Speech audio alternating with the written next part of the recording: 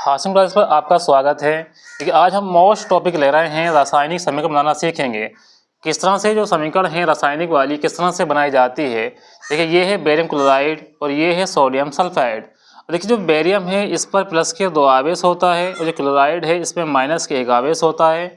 यहाँ जो सोडियम है इस पर प्लस का 1 आवेश होता है और सल्फेट पर जो होता है वो माइनस के 2 आवेश होता है।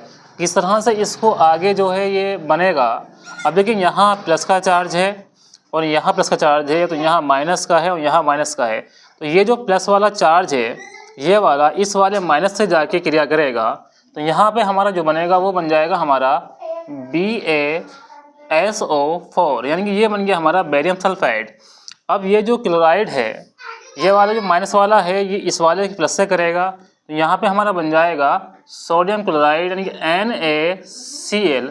अब देखिए यहाँ Cl 2 है, यहाँ भी सोडियम 2 है, तो इस तरह से क्या करेंगे 2 से हम गुणा कर देंगे, तो इस तरह से ये जो हमारी समीकरण है इक्वेशन है ये हमारी बन जाएगी।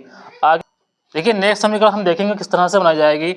ये हमने लिखा है बेरियम क्लोराइड, ये हो जाएगा BaCl2 प्लस एल्यूमिनियम सल्फाइड, हो जाएगा Al2SO4 का होल थ्राइड। इसे देखिए किस तरह से इसको बनाएंगे। और ये जो बेरियम क्लोराइड में जो बेरियम है इस पर प्लस के 2 आवेश होता है और क्लोराइड पे माइनस का 1 आवेश होता है। इस तरह से हम बात करेंगे एल्यूमिनियम की, इसका जो है प्लस के 3 आवेश होता है और सल्फेट पे जो है माइनस के 2 आवेश होता है। तो धन की जो क्रिया करते हैं हम ऋण के साथ कर देते हैं, यानी प्लस वाला जो है ये बेरियम वाला जो है यहाँ सल्फेट के साथ क्रिया करेगा, तो यहाँ बन जाएगा बेरियम सल्फाइड, ये हो जाएगा BaSO4 बन गया। अब यहाँ देखेंगे ये बचा एल्यूमिनियम, ये बचा क्लोराइड, यानी कि ये वाला जो है इससे जाके क्रिया करेगा, यहाँ से मिल जाएगा, तो ये बन जाएगा प्लस का हो जाएगा एल्यूमिनियम क्लोराइड। अब देखिए यहाँ ये तो हमने बना दिया है, लेकिन क्रिया हमारी बैलेंस ना हो पाई। तो यहाँ जो सल्फेट है वो जो है 3 है और बेरियम कितने हैं, बेरियम 1 है। अब यहाँ क्लोराइड जो है 2 है, यहाँ क्लोराइड कितने हैं, यहाँ 3, तो इसको क्या करना पड़ेगा, हम बैलेंस करना पड़ेगा। अब सल्फेट 3 करने के लिए यहाँ से हम 3 से गुणा कर देते हैं, तो भाई सल्फेट तो पूरा हो गया लेकिन बेरियम पूरा नहीं हुआ। अब देखिए बेरियम को 3 करेंगे तो बेरियम को अगर 3 से हम यहाँ गुणा कर दें तो मतलब बेरियम भी पूरा सल्फेट भी पूरा। अब 3 दूनी 6, अब 3 दूनी 6 है, अब मतलब यहाँ हम 2 से गुणा कर दें तो देखिए क्लोराइड भी पूरा हो जाएगा और एल्यूमिनियम भी। इस तरह से हमारी जो समीकरण हैं हम इसको बना देंगे। नेक्स्ट हम समीकरण देखते हैं किस तरह से हम जो है आगे समीकरण को बनाएंगे। अब देखिए अगर क्रिया कोई अम्ल है या दूसरे जो है क्षार है, जब इस तरह से कोई समीकरण आ गई है, रासायनिक समीकरण आती है, तो उसे किस तरह से बनाया जाता है। जब अम्ल और क्षार परस्पर क्रिया करेंगे तो यहाँ जो है क्या बनता है, यहाँ बनता है लवण और साथ में क्या बनता है, जल बनता है। देखिए इस अभिक्रिया को जो है इस अभिक्रिया को जो है उदाहरण अभिक्रिया भी कहते हैं। अम्ल देख कोई ले सकते हैं, हम ले लेते हैं। चलो यहाँ पे हमने ले लिया हाइड्रोक्लोरिक अम्ल और यहाँ पे ले लिया हमने क्षार, ये ले लिया हमने सोडियम हाइड्रोक्साइड। तो हमें ये पता होना चाहिए किस तरह से बनेगा। देखिए अम्ल है और क्षार जब ये क्रिया करेंगे आपस में तो हमें यहाँ कोई लवण बनेगा और यहाँ कोई जल बनेगा। अब देखिए यहाँ से क्योंकि जल तो हम निकाल देंगे, यहाँ से OH है और यहाँ से H है, जब इसको निकाला जाएगा तो हम क्या करेंगे यहाँ से जल लिख देंगे H2O, ये तो हमें पक्का पता है जल बनेगा। और बाकी क्या बचा, बाकी बचा हमारा ये वाला, यहाँ से Cl वाला पार्ट बचा और यहाँ से बचा सोडियम वाला पार्ट। इसको निकालेंगे तो यहाँ से बन जाएगा हमारा NaCl, ये हो जाएगा सोडियम क्लोराइड। तो यहाँ लवण इसी तरह से आगे देख लेते हैं। अब देखिए यहाँ से हमने देखा ये हमने ले लिया सल्फ्यूरिक अम्ल और यहाँ हमने ले लिया क्षार, ये ले लिया हमने पोटेशियम हाइड्रोक्साइड। क्योंकि अम्ल क्षार क्रिया करेंगे तो यहाँ लवण बनता है और जो है साथ में जल बनेगा, इतना तो हमें पता है कि यहाँ जल बनेगा, तो ये तो हम निकाल देंगे और बाकी जो बना वो साल्ट बचेगा। अब बाकी क्या बचा, अब देखिए यहाँ से सल्फेट बचा और यहाँ से जो है पोटेशियम बचा, इस दोनों को ले लेंगे और यहाँ पे हमारा आ जाएगा पोटेशियम सल्फाइड, ये आ जाएगा K2SO4। अब लेकिन इसको बैलेंस करके देख लेते हैं किस तरह से यहाँ बैलेंस होगा। अब देखिए यहाँ पोटेशियम कितने हैं, 2 है। जब हम पोटेशियम को यहाँ 2 से हम गुणा कर देते हैं तो यहाँ पोटेशियम हमारा पूरा हो गया और सल्फेट भी हमारा पूरा है। अब लेकिन हमारे पास जो है ऑक्सीजन है ये O है, ये 2 हो गए और H 2 हैं, 2 यहाँ 4, मतलब यहाँ से जो है 2 से हम गुणा कर देते हैं। तो इस तरह से जो है अगर कोई सी भी अभिक्रिया बनाने के लिए आए एक अम्ल है और दूसरा क्षार हो तो यहाँ जो है एक तो जल बनेगा, दूसरा जो है हमारा सल्फेट बनेगा। अब देखिए कोई धातु कार्बोनेट लेते हैं वो किस तरह से जो है बनेगा। अब जैसे धातु कार्बोनेट हमने ले लिया, यहाँ पे हमने ले लिया कैल्शियम कार्बोनेट। अब यहाँ इसको जब गर्म करेंगे तो क्या बनेगा, देखिए गर्म करने का जो साइन है वो ये वाला होता है। अब इसमें जो है हमें जब इस तरह से हम लेंगे धातु कार्बोनेट है तो यहाँ से हम एक चीज़ पता है कि यहाँ जो है CO2 तो अवश्य निकलेगा ही निकलेगा, यानी कि कार्बन डाइऑक्साइड जो है गैस जो है तो निकले ही निकलेगी।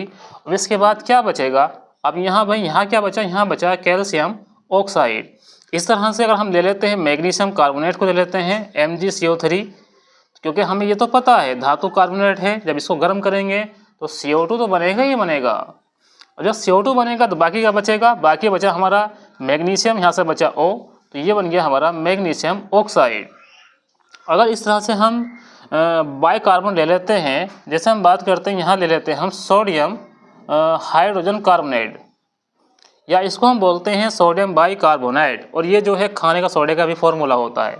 अब देखिए जब इसको गर्म करेंगे, क्योंकि ये भी कार्बोनेट है, अब गर्म करेंगे तो क्या बनेगा, यहाँ इतना तो हमें पता है कि कार्बन डाइऑक्साइड गैस तो निकलेगी निकलेगी, और इतना भी हमें पता है यहाँ क्या बचेगा, यहाँ जो है साल्ट बचेगा।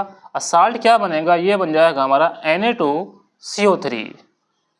अब देखिए इसको आगे क्या बनेगा, यहाँ H बच रहा है तो यहाँ से जो है जल भी हमारा क्या हो जाएगा, निकल जाएगा। इसको बैलेंस करने के लिए यहाँ हम 2 से गुणा करेंगे तो सोडियम हमारे 2 है तो यहाँ भी 2 हो गए, और यहाँ हाइड्रोजन कितने हैं 2 है तो यहाँ भी 2 हो गए, कार्बन कितना है 1 है तो यहाँ भी पूरा हो गया।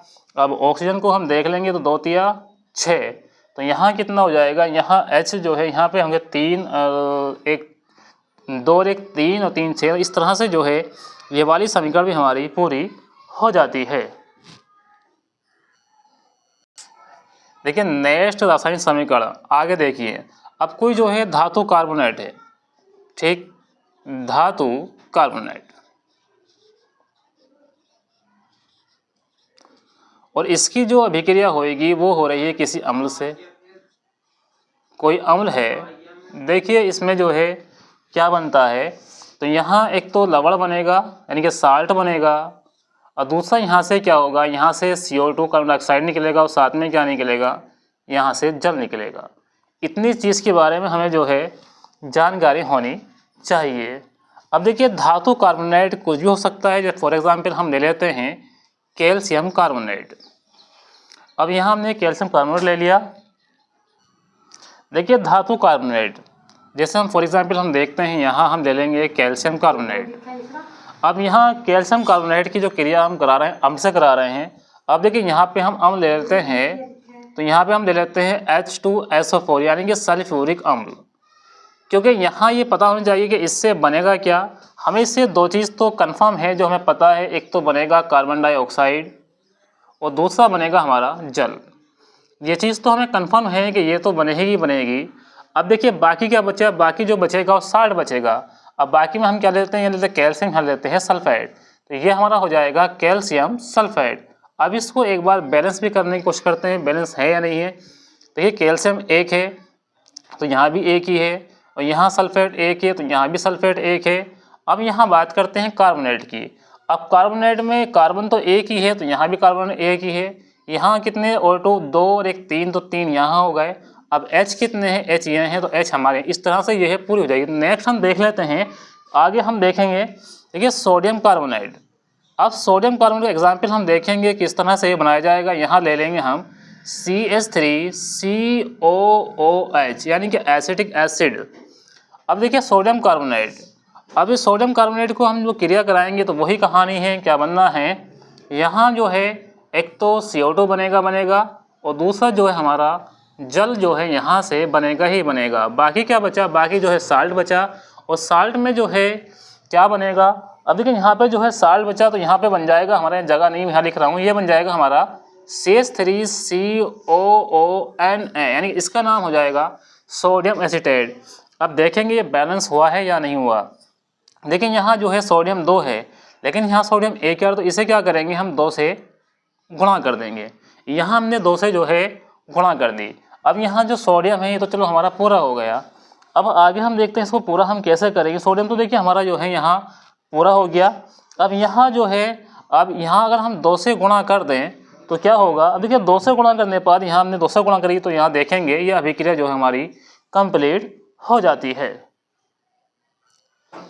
वीडियो को लाइक करें, वीडियो को अपने दोस्तों में शेयर करें और चैनल को सब्सक्राइब करें। ऐसी वीडियो पाने के लिए हासिम क्लासेस को अपना सपोर्ट करें। Thanks for watching this video.